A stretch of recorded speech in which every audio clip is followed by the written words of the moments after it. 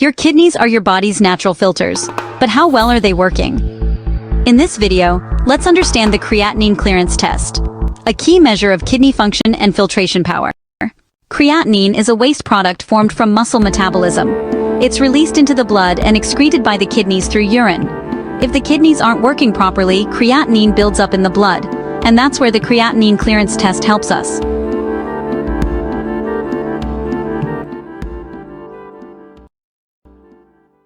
This test measures how efficiently your kidneys remove creatinine from the blood. It requires both blood and urine samples, usually a 24-hour urine collection paired with a blood test taken during that time. The creatinine clearance rate is calculated using this formula: CrCl UXV PXT, where U urine creatinine mg.dl, V urine volume ml, P plasma creatinine mg.dl, T time in minutes.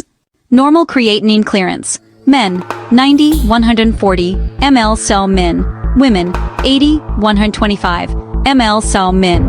Lower values indicate reduced kidney filtration capacity, suggesting possible renal impairment. Low creatinine clearance can occur due to chronic kidney disease, dehydration, heart failure, shock, or renal artery obstruction. High clearance is rare, but may occur in pregnancy or early diabetes. Doctors use creatinine clearance to estimate GFR, glomerular filtration rate, the gold standard for kidney function assessment. It helps guide diagnosis, treatment, and medication dosing in renal patients. The creatinine clearance test gives a real-time look at how your kidneys are working, helping detect disease early and protect your health in time.